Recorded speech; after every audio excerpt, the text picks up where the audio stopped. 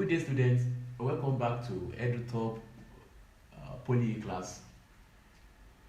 We are still on study skills.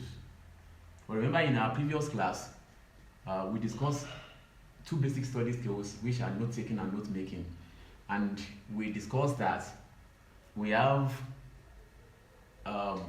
interaction between the study skills and the language skills, and we're able to identify three different language skills that are needed for you to take notes effectively and for you to make notes effectively.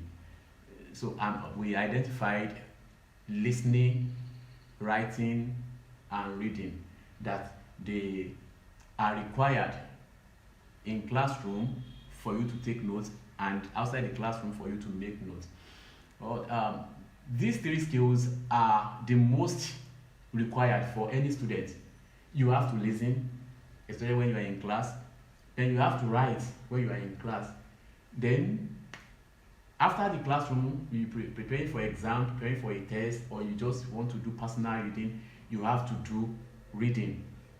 So that means we have to pay attention to these three language skills: listening, reading, and writing. But more importantly, you notice that a student does more of reading than any other language skills. We do more of reading than listening. We do more of reading than writing. So that means reading is very important and we have to pay attention to it. And what are the aspects of reading that we have to pay attention to? Let's start from the meaning of reading itself. Many students have misconception about what reading means. They think it is just your ability to open a book and begin to make some utterances based on what you see in the book. But reading is beyond that. Until you achieve three basic things, you have not read. So to define reading, we say reading is the ability to identify, recognize, and interpret written symbols. I'll go through that again. So reading is the ability to identify, recognize, and interpret written symbols. Until you're able to do these three, you have not read. Now, if you open a book and you're able to identify some symbols there as letters, that is identification. But if you are able to recognize individual letters as A or B or C or as any letter, that is recognition. You are able to recognize. But when those symbols are put together, when you pronounce what you see, are you able to interpret it? Until you're able to interpret, you have not read. If you can identify and recognize it to make a pronunciation based on what you see, and you are not able to interpret, then you have not read. So it involves your ability to identify, recognize, and interpret written symbols or printed symbols. That is what reading is. Having discussed the meaning of reading, another thing that is very important is types of reading. Now, it is very important that you know the various types of reading as a student, because different reading process requires different reading type. Now, you should know your purpose for reading. If you know the purpose why you are reading, then you will know the particular type of reading that you should apply to that reading process. So basically, we have 5 types of reading. Although there are other types of reading, but for this level, we are to discuss these 5 types of reading. Now, we are starting from number 1, which is scanning.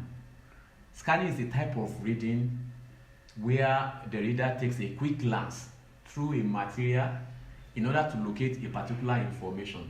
I will take that again. Scanning is a type of reading where the reader takes a quick glance through a material to know, to locate a particular information. So when you are reading for the purpose of locating information in a particular text or in a particular portion of a text, then you are scanning. Let's say, for example, when you wrote your WAEC English language exam, you were given a passage to read. Then some questions were given after the passage. The last set of questions was use another word to replace each of these words as used in the passage. Now, if you take the first word, let's say the first word is crucial, the word crucial. Now, you will go back to the passage. You don't have to read the passage all over again. You have to go and look for where the word crucial is located in that passage. So you take a quick glance through the material, through the passage, then to locate a crucial where it is written. Then once you see the word crucial, once you are able to locate the word crucial, then you stop scanning and you try to look at the way it is used in that context. So you have stopped scanning. So scanning means you taking a quick glance through a material to locate a particular information, and once you see the information, you have finished the process of reading. Alright, skimming. The next type of reading is skimming. Skimming is very similar to scanning in some aspects. What is skimming? Skimming is a type of reading where the reader takes a quick glance through a text or a material in order to know what the material is all about. For example, if you go to the bookshop to buy some books and you are attracted by a particular book, if you walk up to the shelf to check the book, the first thing you are going to check is what the book is all about. You can start opening some pages of the book and you want to discover what exactly is the book all about. So when you are doing that, you are skimming. So skimming means you taking a quick glance through a material or a written text in order to know what it is all about. Then the next type of reading is what we call extensive reading. Extensive reading is a type of reading that is done for pleasure. You want to entertain yourself, you want to enjoy yourself, you want to relax.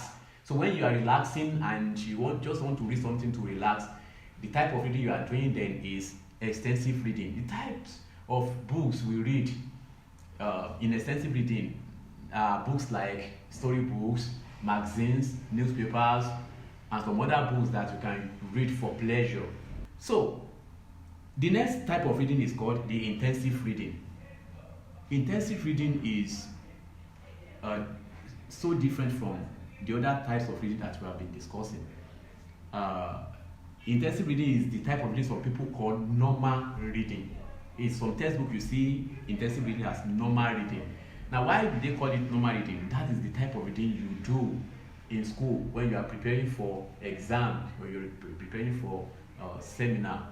It's a serious type of reading where you have to intensify your effort to understand, where you have to intensify your level of attention. That's why we call it intensive reading. So intensive reading is a type of reading that is done for academic reasons. But there's another type of reading which is very similar to intensive reading, and that's the last type of reading we are going to discuss now. We call it study type. The study type of reading is very similar to intensive reading, but this time around, the student will apply some reading techniques, that is techniques of reading, while reading. So you don't just read. In intensive reading, you can just take your book and pay attention to details. You don't have to plan anything, but your focus is, I want to prepare myself for exam and I need to understand certain portion of this material that I'm reading.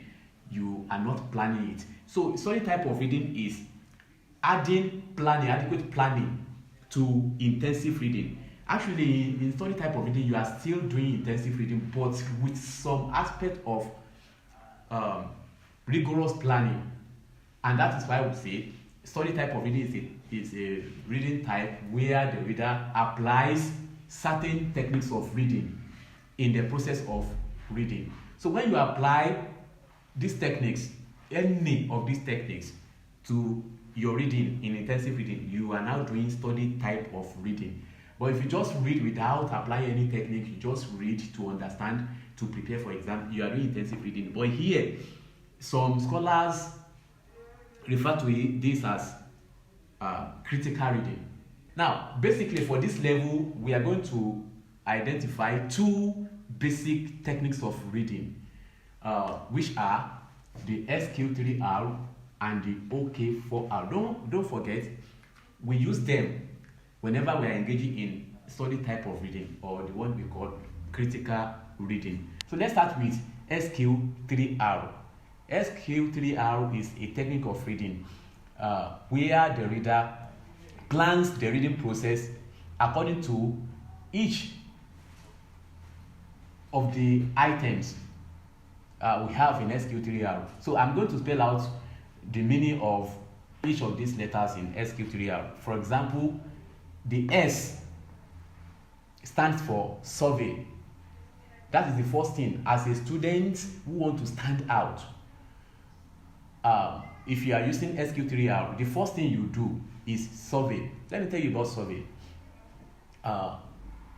If you are reading, if you are preparing for exam, you have some materials you want to read for the exam.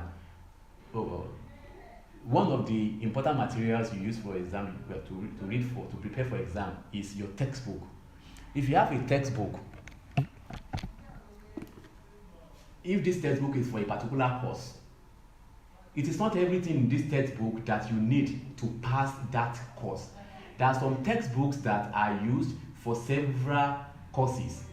You can use a textbook for GNS 101. That same textbook will be used for GNS 201. That same textbook will be used for GNS 301. That is, the content of the book covers everything you have to do in 3 different courses. So you are preparing for exam in only one course.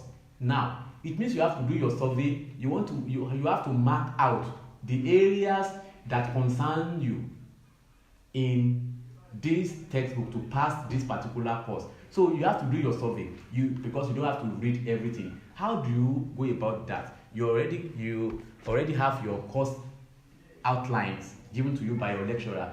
So use the course outline to mark out the areas that you need to read in this test. For example, for GNS 101, we have 5 major topics, which are study skills, nature of language, grammatical convention, then we have literature in English.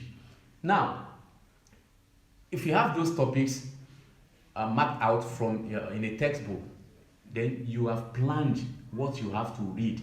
You take them now one after the other. Okay, the first topic is nature of language. What do I need to read under nature of language? Now you have done it for general purpose. You have mapped out some topics for general purpose. Then the next thing you are going to do, still on survey, is even in a topic. For example, language as a topic in GNS 101. What are the things you need to read in that topic, under that topic? What are the things you need to read? 1, you need to read meaning of language, features of language, functions of language, language skills. So you have about 4 topics to read under language. So you have to mark them out that these are the topics I need to read under language. That time you are doing your survey. The next thing is the Q. The Q stands for question. As a good student who wants to stand out, the next stage in the process of reading is to ask yourself some questions that are likely exam questions. How do you go about that? Number 1, you have to get some past questions, at least for about 2 or 3 sessions. Check out questions that are being repeated every session in those 2 or 3 sessions that you have. Okay, write those questions out for each topic that you want to read. For example, you want to read language as a topic under GNS 101. Now, what are the basic questions that you usually ask under language? Number 1, they usually ask us meaning of language. So I need to know what is language. That is your first question. What is language? Number 2, what are the features of language? Number 3, what are the functions of language? Number 4, what are language skills? Now you have asked those questions. Those are the questions you need to be able to answer after reading. So it is necessary and important for a student to have such likely exam questions before you start reading. So that is the second step in the process of reading for SQ3R. Then the third step, that is when you read. At this stage, you already have the topics you want to read. You have picked topic number 1. Then come back here to do your intensive reading. Read it to understand the concept. Then after reading the topic, the whole subtopics under it, maybe 4 or 5, you have read them. Then you need to go to the next stage, which is recite. How do we mean by recite? After reading, put your reading material aside, your textbook, put it aside. Then take up the question you have highlighted here. Take the paper where you have written the questions again. Then start from question number 1. Question number 1, what is reading? You know you have read it. Then you want to recite what you have read. What is reading? Then you begin to say it. Reading is ability to identify, recognize, and interpret written symbols. Okay. So you are reciting what you have read. Now, other language you have read, features of language. What are the features of language? Features of language. Language is arbitrary, language is innate, language is conventional, language is this, language is that. But you discover that you read about 12 features of language, but now you are able to remember 6 features of language. Don't bother yourself. Don't worry. Don't worry too much about that. You read 12 features, but you are able to remember 6. Don't worry. Just proceed to the next question. The next question is, okay, what are the language skills? Mention them. Okay, language skills. We have listening, reading, listening, speaking, reading, and writing. Okay, I got it. Then move to the next. Until you finish all the questions, then you move on to the last stage. Now, remember there are some things you forgot when you were trying to recite. There were things you forgot. Those things are the things you are going to pay attention to again. So take up your textbook again. Check those areas that you think you have forgotten some things. Revise. So when you are revising, it means you want to remind yourself of some things that you might have forgotten. So if you go through these stages, these 5 stages in your reading using SQ3R, it is very difficult for you to forget some concepts that you have read, because it is not ordinary reading that you have done. You have done study type of reading, that is, you have planned adequately for your reading process. So if you go through this process, it will enhance your level of understanding and it will reflect in your performance. Your result will be better. Now, I always encourage my students that they should not just read, but they should apply techniques of reading to their reading. How? Have adequate planning when you want to read. Don't just take up your book and read. The OK4R is very similar to SQ3R. Very, very similar here. Now, in OK4R, the first letter there, O, stands for overview. Overview is exactly the same thing you did in survey here. Remember I said in survey, you mark out areas that you need to pass your exam. That is what you are doing. So in overview too, have a general overview of what you have to read. Mark out areas that you need. It is not everything in that textbook that you need. Have an overview of what you chose, what you think you need to read. Then key ideas. Okay, from what you need to read, what are those key ideas that you think always come every session for that particular course, that is likely exam questions? Those are what we refer to as key ideas. Mark them out, those key ideas. You can put them in form of questions as well as you did here in SQ3R. Put them in form of questions, those key ideas, those things that are likely to come in exam. Then the next step, you read, just like you did here. You read. Then the next stage is recall. Recall and to recite mean the same thing. So after reading, you take up your questions, that is your key ideas, ask yourself to answer questions on those ideas. What is language? Then you define language. That time you are recalling what you have read. Then the next thing is to reflect. Now, the period you are reflecting could be a period you are just relaxing. Try to bring back some of those things you have read, and during recall, those things that you think you forgot, bring them back. Try to bring them back. Reflect on them. When you are reflecting, you will see that you can still remember some things that you think you have forgotten before. You can still remember them.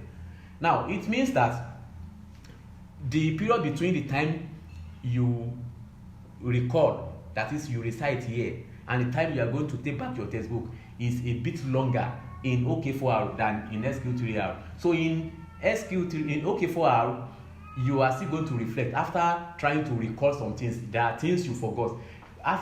During the time you are reflecting, those things will still come back. That is reflecting. But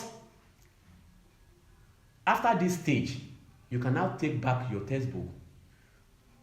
Try to make some review to things you think you have forgotten or things you need to understand more.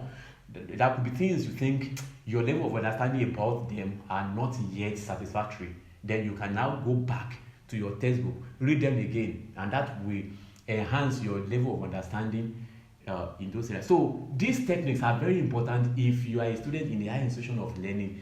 Now you prepare for exam using any of these techniques, the result is going to be fantastic.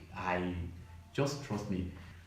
But the next topic we are going to discuss is good reading habit, because we have discovered that although some students always try to read, in fact intensively, but even as such they still don't understand some aspect of what they have read. It is because one way or the other they have engaged themselves in some bad reading habits. So I'm not going to teach you good reading habits, but I'm going to teach you the habits of reading that are bad, so that you will know when you eliminate those things, those bad reading habits, then you will have some good reading habits left after the elimination. Let's go through them. Number one, when you are reading, vocalization is a bad reading habit.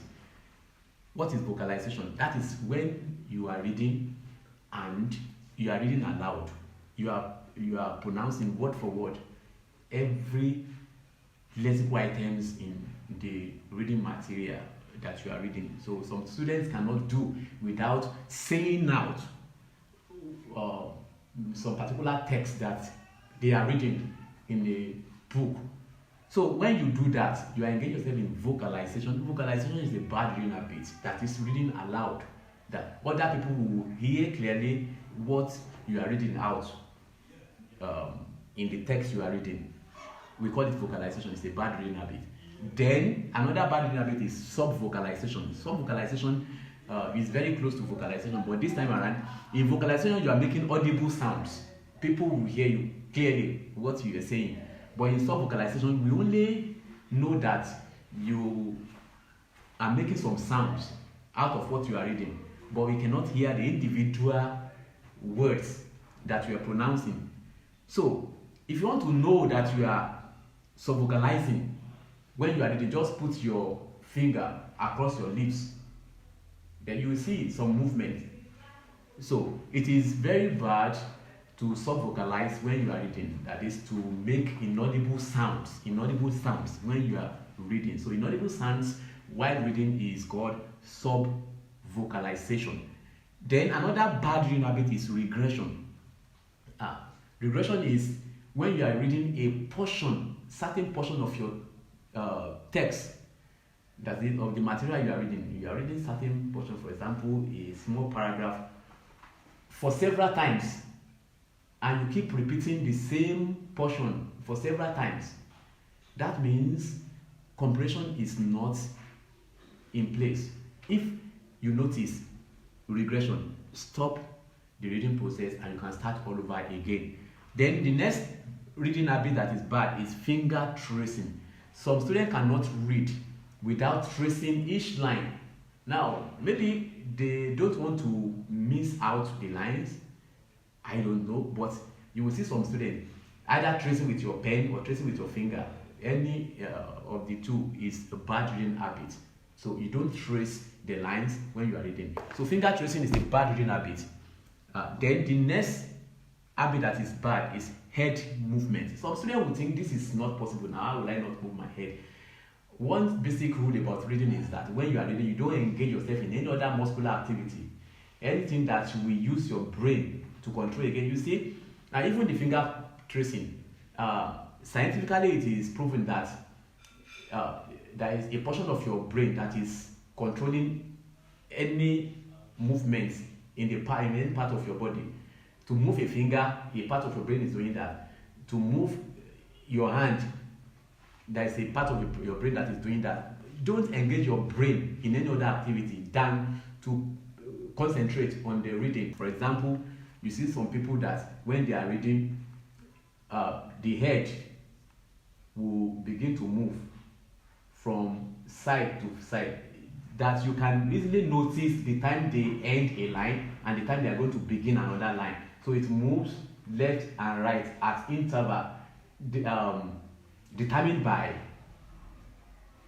the position of the text they are reading. So head movement is a very bad habit. Don't engage your brain or your muscle in any other activity. Then another bad reading habit, this is very common with some students. When they want to read, they have some snacks beside them. Some will start reading with popcorn and granules beside them, and at interval they put those food items in their mouth while reading. It is bad to eat while you are. If you notice, when you want to enter a library, it is always placed at the entrance that food items are not allowed in the library. So likewise, when you are reading outside the library, if it is reading, serious type of reading like intensive reading or story type of reading, you are not supposed to carry any food item with you. The only thing you can have beside you is your water. Nobody will stop you from carrying water to the library, but food items are not allowed when you are reading. Eating while reading is a bad reading habit. Another bad reading habit that I want to mention, that is very common with some students, is listening to music while you are reading. If it is actually intensive reading you are doing, or story type of reading, you can't be listening to music. You have a paper the next morning and you have limited time. In fact, if people are making noise around you, if people are playing music around you, you go and beg them, please, I am reading. It is very wrong. It is very wrong to listen to music while reading. Some people will say, that is what makes me, that's what enhances my level of understanding. If I'm listening to music and reading, it is a bad habit. Although you may think it is helping you, but in a way, it is a bad reading habit. Stop doing that. And more importantly, apart from vocalization and sub-vocalization, another bad reading habit is lip movement. We have noticed that some students are not vocalizing, they are not sub-vocalizing, but their lips will be moving, not produce any sound though, but it is still wrong to move your lips while you are reading. Don't forget, I said don't engage your brain in any other activity than paying attention to details in what you are reading. So when you are moving your lips, remember a part of your brain is controlling the movement in your lips. So lip movement is also a bad reading habit. So we have been able to identify these reading habits that are bad. Please, as a student in the higher institution of learning, try to eliminate all of these bad reading habits like vocalization, sub-vocalization, regression, finger tracing, head movement, eating while reading, lip movement, and listening to music while reading. And please, dear students, don't force yourself to read if you are feeling sleepy. When you need to sleep, sleep. have a short rest before you start your reading. Don't struggle between sleeping and reading. Some people will prepare a bowl of water and put their legs into it. It means you are struggling with sleeping. It is a bad habit to read under a condition that will activate all of your level of attention. So putting your leg in water, you think it helps, but it does not help. It will not aid your, if you need to sleep, sleep. It will not aid your reading. So please take note of all this. We are not teaching you this to pass GNS 101, but we are teaching you to apply them to all of your reading, even till you write your project in the institution. And dear students, there's something important I want to tell you. Most of the things we are discussing here are things you will see in your exam. For GNS 101 exam, if you are in the Polytechnic, section A of your exam will have 40 objective questions. And the objective questions will cover most of the things we are discussing here, because we can't ask you to write a long essay, or we can't ask you to write the questions in the prose form for all the topics. So there are some of the topics that we are going to test using objective questions. But this time around, the objective questions are not multiple choice. You are going to fill the gaps with the correct answer yourself. Nobody is going to give you options for the answers, but you are going to supply the answer. But if you go through all these lecture periods, the E-class, you will see that most of the things we are discussing here are the things you will see in your exam. If you have past question, you can run through the past question, then you will discover that we have most of the things in the past questions here discussed. So make sure you share this video series with your friends. So subscribe, then share with your friends.